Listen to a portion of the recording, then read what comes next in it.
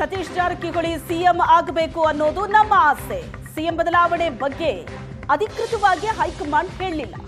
High command ನಿರ್ಧಾರಕ್ಕೆ ಬದ್ಧ ಅಂತ ಶಾಸಕ ಆಸಿಫ್ ಸೇಠ್ ಹೇಳಿಕೆ ನೀಡಿದ. ಅದೆಲ್ಲ ಹೈಕಮಾಂಡ್ ಮೇಲೆ ಬಿಟ್ಟಿದ್ದೇವೆ. ಹೈಕಮಾಂಡ್ ಏನು ನಿರ್ಣಯ ತಗೋತಾರೆ ಆ ನಿರ್ಣಯಕ್ಕೆ ನಾನು ಇಲ್ಲ, ಎಲ್ಲ ಶಾಸಕರು ಸಚಿವರು ಎಲ್ಲರೂ ಅದಕ್ಕೆ ಬದುಕೇ ಇದ್ದೇವೆ. ಮತ್ತು ಬದಲಾವಣೆದು ಇನ್ನೂ ತನಕ ಅಫಿಷಿಯಲಿ ಏನು ಬಂದಿಲ್ಲ. ಮಾಧ್ಯಮದಲ್ಲೇ ಟಿ ವಿದಲ್ಲೇ ನೋಡ್ತಾ ಇದ್ದೇನೆ. ನಮಗೆ ಏನು ಸಂದೇಶ ಏನು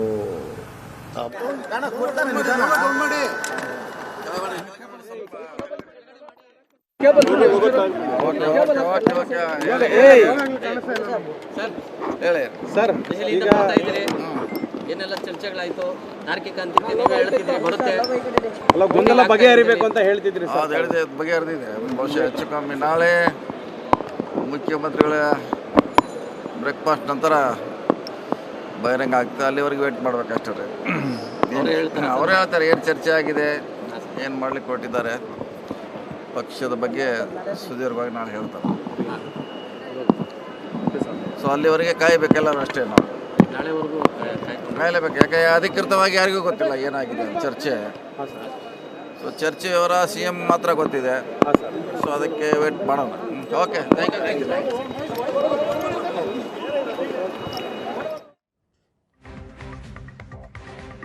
ನಾಳೆ ರಾಜ್ಯ ಕಾಂಗ್ರೆಸ್ನಲ್ಲಿ ಬಹಳ ಮಹತ್ವದ ಬೆಳವಣಿಗೆ ಆಗ್ತಾ ಇದೆ.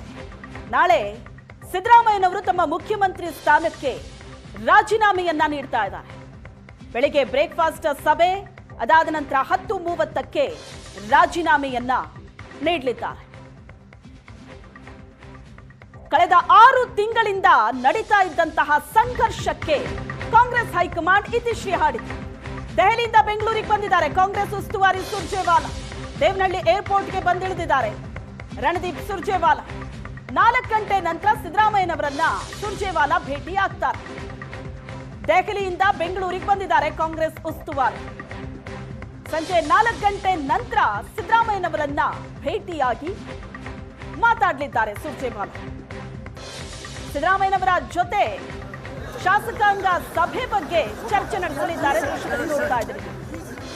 ಏರ್ಪೋರ್ಟಿಗೆ ಕಾಂಗ್ರೆಸ್ ಉಸ್ತುವಾರಿ ಸುರ್ಜೇವಾಲಾ ಬಂದಿಳಿದಿದ್ದಾರೆ. ಇಲ್ಲಿಂದ ನೇರವಾಗಿ ಸಿದ್ದರಾಮಯ್ಯನವರ ಕಾವೇರಿ ನಿವಾಸಕ್ಕೆ ತೆರಳಲಿದ್ದಾರೆ.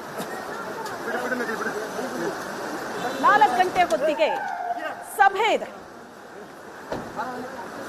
ನಾಳೆಯೇ ಶಾಸಕಾಂಗ ಪಕ್ಷದ ಸಭೆ ನಡೆಯುವಂತ ಸಾಧ್ಯತೆ ಇದ್ದು, ಇದರ ಬಗ್ಗೆ ಸಿದ್ದರಾಮಯ್ಯನವರ ಜೊತೆ ಸುರ್ಜೇವಾಲಾ ಚರ್ಚೆ ನಡೆಸಲಿದ್ದಾರೆ. ಎಲ್ಲರ ಚಿತ್ತ ಈಗ ರಾಜ್ಯದಲ್ಲಿ ಆಗ್ತಾ ಇರುವಂತ ಈ ಬೆಳವಣಿಗೆಯತ್ತ ನೆಟ್ಟಿದೆ.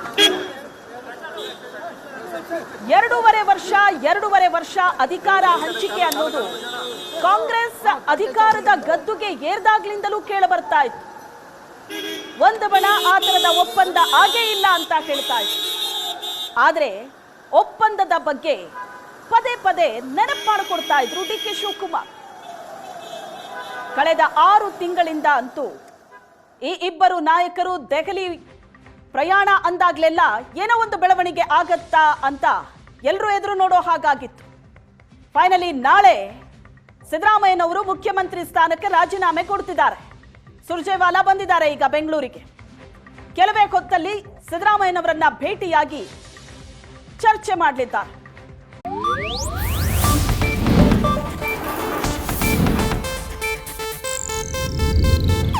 ಇದು ಏಷ್ಯಾನೆಟ್ ನ್ಯೂಸ್ ನೆಟ್ವರ್ಕ್ ಪ್ರಸ್ತುತಿ.